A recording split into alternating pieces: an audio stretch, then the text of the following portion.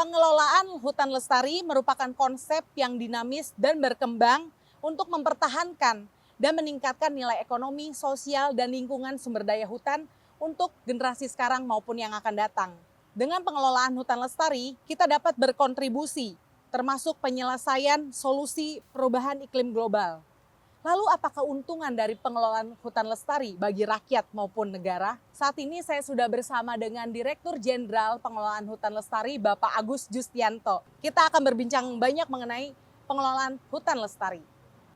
Baik, saya akan mengawali terkait dengan tugas dari Direktorat Jenderal Pengelolaan Hutan Lestari dengan menyampaikan data luas kawasan hutan. Ya. Jadi kawasan hutan di Indonesia ini khususnya yang dikuasai atau dimiliki oleh negara itu seluas 120 juta hektar. Ya. Ya. Nah, kawasan hutan itu juga dibagi berdasarkan fungsi, yaitu fungsi produksi kita sebut sebagai kawasan hutan produksi. Kemudian fungsi lindung ada kawasan hutan lindung. Ya. Kemudian juga fungsi konservasi ada kawasan hutan konservasi. Nah, Direktorat Jenderal Pengelolaan Hutan Lestari ini bertanggung jawab untuk mengelola dan juga mengatur pengelolaan kawasan hutan produksi dan hutan lindung. Nah, luasnya itu lebih dari 60%, ya, sekitar 80 juta hektar sekian. Jadi bisa dibayangkan betapa luasnya ya, 80 juta hektar lebih ini. Nah, oleh karena itu kita juga harus melakukan berbagai kebijakan, ya, termasuk mengatur perencanaannya bagaimana, programnya bagaimana. Nah, salah satu tugas dari Direktorat Jenderal Pengelolaan Hutan Lestari adalah memberikan perizinan, ya, kepada konsesi-konsesi hutan. Ya. Nah, perizinan ini diberikan kepada berbagai pihak, mulai dari swasta, kemudian masyarakat, kemudian bentuknya bisa koperasi, ya, kemudian juga individual dan sebagainya.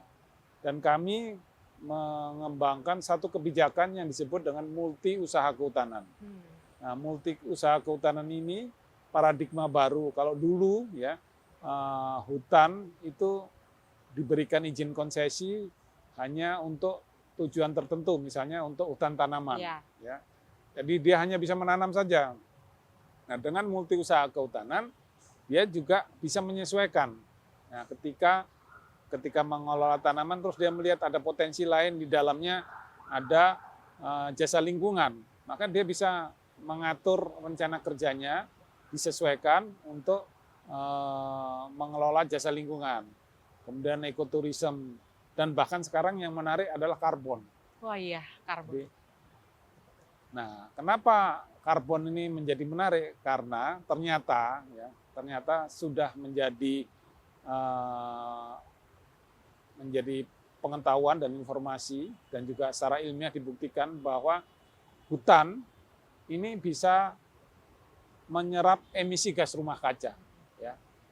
Jadi ketika pohon tumbuh, ya, kita menanam pohon tumbuh, dia menyerap CO2. Nah, semakin banyak, semakin besar, serapannya semakin tinggi. Nah, ketika ditebang pun, ya, pohon kan ada yang ditebang untuk industri hutan tanaman misalnya, dia tidak akan hilang karbonnya yang ada di dalam pohon tadi, kecuali terbakar atau lapuk atau terdekomposisi. Nah, disinilah peran hutan ini sangat penting. Bahkan sekarang ada konsep yang terkait dengan pengendalian perubahan iklim yang disebut dengan nature based solution. Jadi solusi pengurangan emisi gas rumah kaca ini akhirnya sekarang diarahkan kepada nature, alam, termasuk hutan. Oleh karena ini pengelolaan hutan lestari yang bertanggung jawab ini juga harus bisa memberikan manfaat untuk ekologi, untuk sosial, dan untuk ekonomi. Pak, ini sangat menarik sekali ya Pak. Tadi Bapak berbicara tentang multi usaha kehutanan ya Pak. Ya, Dan sesuai dengan Undang-Undang Cipta Kerja nomor 11 tahun 2020, betul. bahwa sekarang pemerintah ya Pak sudah mempermudah untuk perizinan Ya. maupun berinvestasi ya Pak. Itu seperti apa tuh Pak? Ya, betul. Mungkin dulu pernah mendengar ya, mungkin di era tahun 60-an, 70-an ya, Ya. sampai tahun 2000. Ini kan yang mengusahakan hutan nih biasanya perusahaan-perusahaan besar gitu ya. Nah, kita sudah merubah paradigma ya. Kalau dulu paradigmanya adalah timber base ya, pemanfaatan berdasarkan untuk kayunya saja. Sekarang adalah ekosistem base. Jadi semua yang ada bisa dimanfaatkan. Ya, termasuk jasa lingkungan ya. Kemudian untuk sosial forestry, kemudian untuk karbon yang terakhir.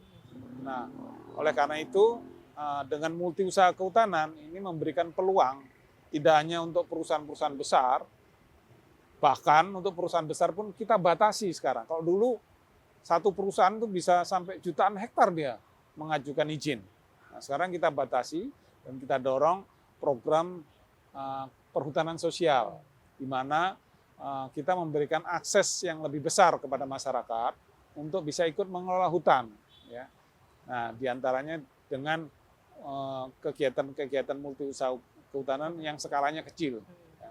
Jadi kita harus adil dan kita berharap dengan multi usaha kehutanan ini bisa meningkatkan pendapatan dan juga kesejahteraan masyarakat, tidak hanya pendapatan nasional.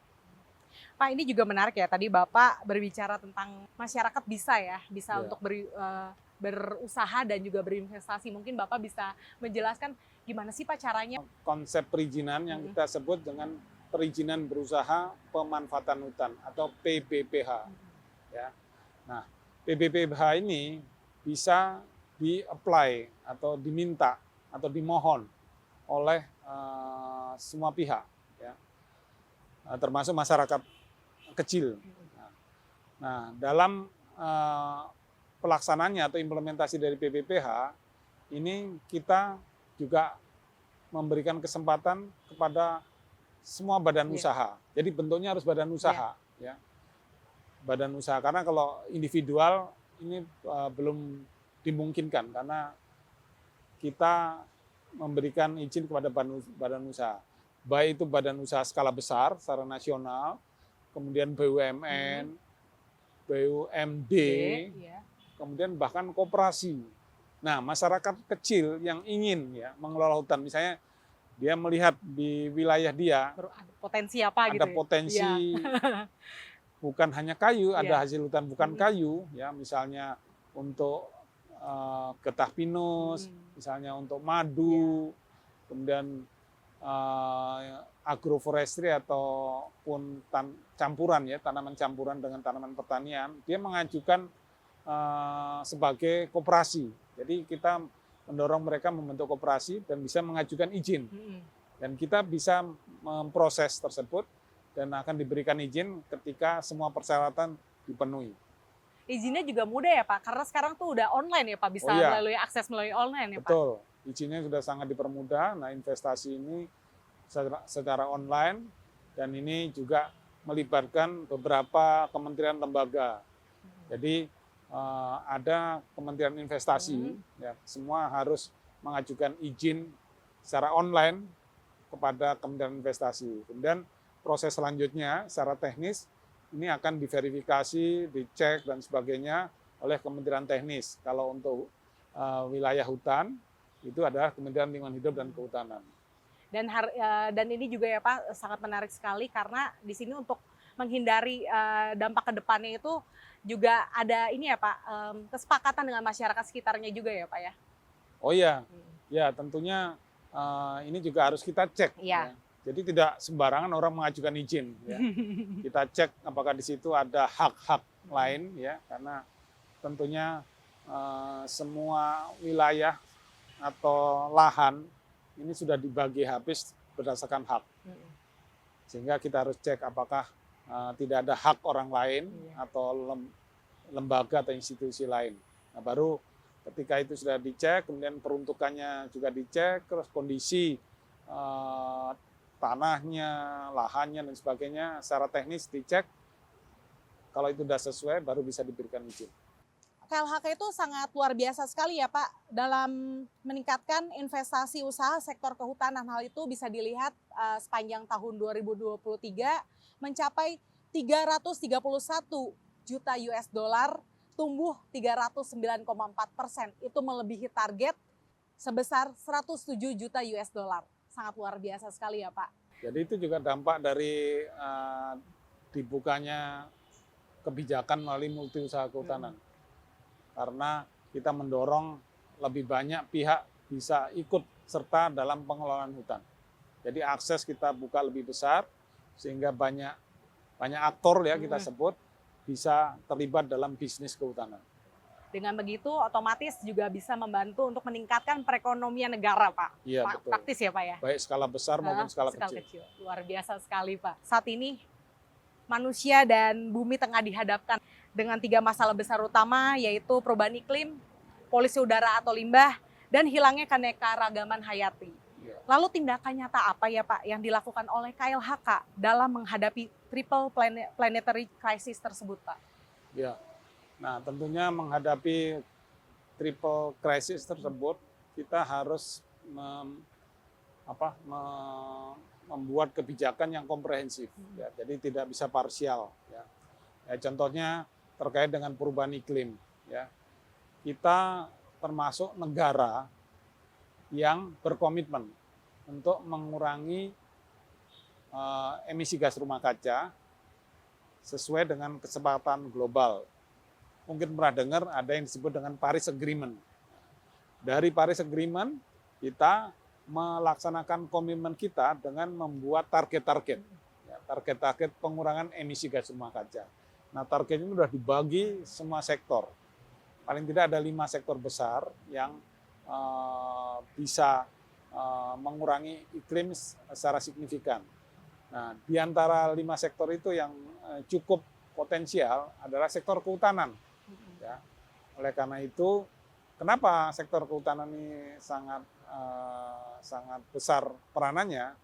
Karena kita tahu di dalam kawasan hutan ini bisa pertama bisa mengurangi emisi gas rumah kaca. Kemudian menyerap CO2, artinya bisa mengurangi polusi. Kemudian juga dengan adanya hutan yang bagus dan dirawat, ini juga bisa mengatasi perubahan iklim. Kemudian juga di dalam hutan itu ada kekayaan biodiversity atau biodiversitas. Nah itu yang mungkin sering orang melupakan. Ya. Kekayaan itu berbaik berupa flora maupun fauna. Nah inilah yang diharapkan dengan konsep nature based solution, bahwa hutan khususnya ini bisa menjadi aktor utama atau memberikan kontribusi utama dalam mengatasi triple crisis tadi. Dan harapannya kita akan terus mendorong. Jadi tidak hanya seperti saya sampaikan tadi, hanya untuk bisa bermanfaat untuk melindungi ekologi, tapi juga memberi manfaat untuk sosial dan juga untuk ekonomi. Ya, ekonomi. Dengan begitu kan, ya karena balik lagi ya Pak, bumi yang kita tinggali itu sekarang tuh bukan hanya untuk kita, tapi untuk generasi yang akan mendatang juga, warisan. Ya. Jadi harus kita jaga ya Pak ya. Betul. Ya. Dan itu tidak mudah karena ini kan banyak kepentingan. Iya betul. Ya, yang bermain di situ. Nah, peran pemerintah sebagai simpul negosiasi harus bisa memberikan regulasi yang tepat ya, dengan mempertimbangkan paling tidak 3 aspek yang saya sebutkan tadi. Menurut Bapak, adakah PR lagi Pak yang harus dituntaskan Pak untuk menghadapi tadi Pak 3 krisis tadi itu? Ya, tentunya ini masalah edukasi yang menurut saya penting ya, karena edukasi kepada masyarakat terkait dengan krisis ini harus terus dilakukan sehingga timbul awareness atau kesadaran bahwa oh ya kita harus berupaya keras untuk menjaga bumi ini. Karena yang banyak terjadi ini kan hanya kepentingan saja dan ego sektoral ya, kemudian ego individu. Kita nggak peduli orang lain, boro-boro generasi yang mendatang, orang lain pun kita nggak peduli. Nah, dengan pemerintah mengatur sebagai simpul negosiasi, sebagai regulator, maka kita harus bersama-sama berkomitmen. Dan komitmen itu harus dilakukan oleh semua pihak atau semua stakeholder.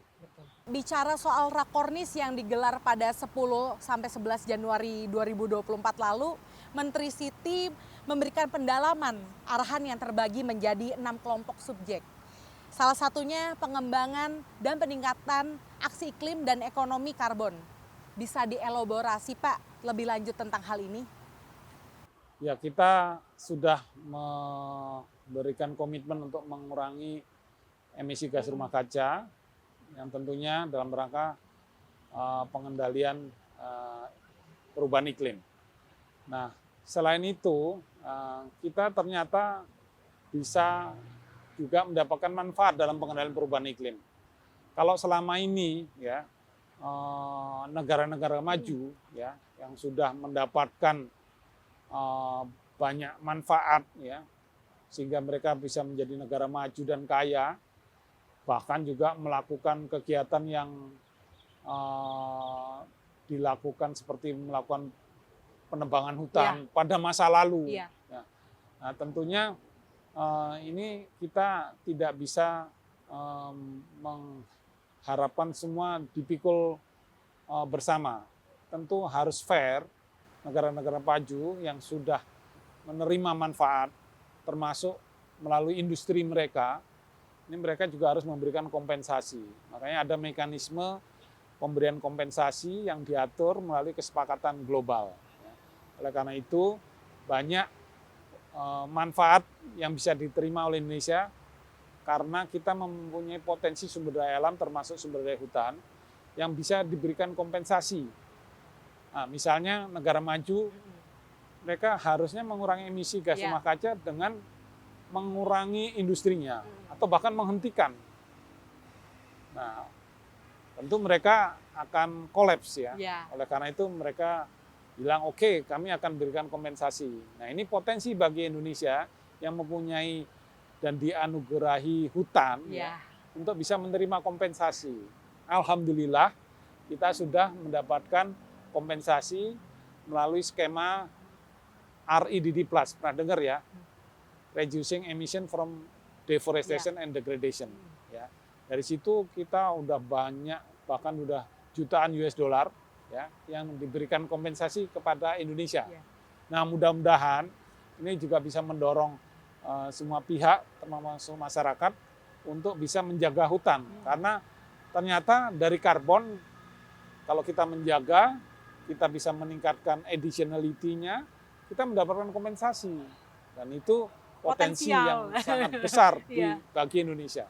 Pada COP28 UNFCCC, dunia memuji aksi iklim Indonesia. Langkah strategis apa yang telah ditempuh kementerian untuk mewujudkan hal tersebut? Komitmen apa yang menjadi highlight dari konferensi tersebut, Pak? Ya, KLHK kebetulan bertanggung jawab ya terhadap pengelolaan hutan. Sehingga kita memperkenalkan ya program atau kebijakan kita yang disebut dengan Indonesia FOLU atau Forestry and Other Land Use Net Sink 2030. Artinya apa? Dengan kalkulasi kita pada tahun 2030 kita bisa sudah karbon netral. Ya. Bahkan kita bisa menyerap lebih banyak sehingga pengurangan emisi lebih besar.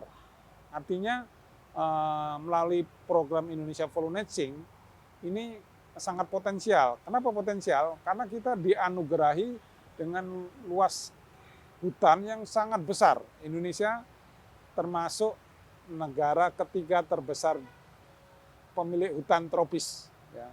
Nah, ini harus kita manfaatkan dan harus dikelola dengan benar. Dan ini menjadi ikon kita, Indonesia FOLU Net Sink by 2030. Nah, mudah-mudahan melalui program Indonesia FOLU Net Sink by 2030 ini kita bisa mendapatkan banyak manfaat ya. Selain secara ekologi bisa mempertahankan lingkungan, memperbaiki lingkungan, kualitas lingkungan. Secara sosial masyarakat bisa mendapatkan kegiatan, melakukan kegiatan dan menghindari konflik. Dan juga secara ekonomi masyarakat semakin sejahtera. Ya, oleh karena itu program utama kita Indonesia Pollination 2030 ini harapannya akan menjadi ikon kita untuk bisa memperoleh manfaat sebesar-besarnya dari hutan. Benar, Pak.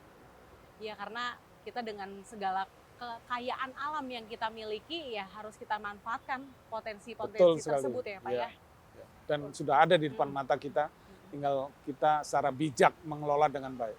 Tapi Bapak optimistis Pak, kalau misalnya program itu nanti tahun 2030 kan tadi targetnya akan berjalan dengan lancar dan bisa memberikan impact yang positif, lebih berimpact positif untuk masyarakat maupun negara ini Pak? Saya sangat optimistis karena kita mempunyai konsep pengelolaan hutan lestari, ya, seperti nama dari Direktorat Jenderal Pengelolaan Hutan Lestari. Apa konsep pengelolaan hutan lestari ini? Semua kegiatan yang dilakukan di kawasan hutan ini harus berkelanjutan, harus lestari. Makanya konsepnya Sustainable Forest Management atau pengelolaan hutan lestari. Nah, kemudian saya juga merasa optimistis karena hutan ini akan potensi menyerap karbonnya sangat besar, ya, kecuali tadi terbakar, ya, dan lapuk. Oleh karena itu tantangan yang terbesar adalah menjaga hutan tidak terbakar. Ya, itu juga bukan hal yang mudah. Dan ini juga harus bersama-sama karena tidak bisa hanya diserahkan pemerintah dan kita tidak mungkin hanya menunggu ketika ada hutan terbakar kejadian baru kita memadamkan. Itu akan lebih sulit. Harus mitigasi ya Pak? Harus mitigasi, harus preventif. Jadi harus dicegah. Nah, ini seperti yang saya sampaikan tadi, edukasi kepada masyarakat untuk meningkatkan kesadaran terhadap lingkungan termasuk hutan harus ditingkatkan lebih besar lagi. Baik Pak, ini saya sangat penasaran nih Pak. Adakah obsesi lagi nih Pak dari Direktur Jenderal Pengelolaan Hutan Lestari ke depannya dari Bapak itu seperti apa Pak? Ya, saya punya obsesi untuk melibatkan generasi muda ya, dalam pengelolaan hutan secara lestari. Kenapa generasi muda? Karena dia yang punya masa depan. Betul. Ya, ke depan itu. Dan dia juga dengan pengetahuan, pendidikan, dan informasi yang ada, itu sebenarnya sangat potensial dan mampu ya, untuk mengelola hutan secara berkelanjutan atau secara lestari. Jadi obsesi saya adalah bagaimana melibatkan semua kegiatan di dalam pengelolaan hutan lestari ini dengan melibatkan generasi muda. Oleh karena itu, Kementerian Lingkungan Hidup dan Kehutanan juga mencetak duta-duta ya, muda yang kita sebut sebagai Green Ambassador. Dan itu sudah lebih dari 6.000 orang yang di training, dididik. Dan itu dari berbagai daerah Indonesia ya Pak? Dari seluruh Indonesia. Dari tidak hanya di kota, bahkan dengan teknologi informasi ini asal ada wifi ya. Ternyata dari peserta di daerah terpencil pun bisa ikut. Karena secara online. Paling terpencil daerah mana tuh Pak? Ya misalnya di Papua ya. Kemudian jangan dikira di Kalimantan juga ada yang terpencil. Ya kan? Yang artinya remote, jauh dari kota. Nah ini ternyata dengan teknologi informasi semua bisa kita atasi karena kita bisa menyampaikan dan juga melibatkan semua pihak generasi, terutama generasi muda. Oke Pak. Pak, ini sebagai closing statement ya Pak terhadap pengelolaan hutan lestari itu yang ingin Bapak sampaikan Pak, terutama kepada masyarakat karena balik lagi ya Pak, tadi tidak bisa kerja sendiri, tapi juga harus ada peran masyarakat untuk pengelolaan hutan lestari ke depan itu seperti apa? Closing statement dari Bapak seperti apa? Ya, tentunya saya mengajak semua pihak ya, baik dari anak-anak ya, orang tua, terutama generasi muda untuk menjaga dan merawat hutan. Karena dengan merawat hutan, otomatis kita merawat bumi. Ya. Nah, dengan merawat bumi, insya Allah bumi ini masih akan bisa dinikmati oleh generasi yang mendatang. Oleh karena itu, saya mengajak semua pihak untuk bersama-sama menjaga hutan, merawat bumi untuk saat ini dan generasi mendatang. Sekian perbincangan saya yang sangat menarik dengan Direktur Jenderal Pengelolaan Hutan Lestari Bapak Agus Justianto. Dari perbincangan ini semoga bisa men-trigger masyarakat terutama generasi muda untuk lebih aware dalam menjaga kelestarian hutan kita. Terima kasih.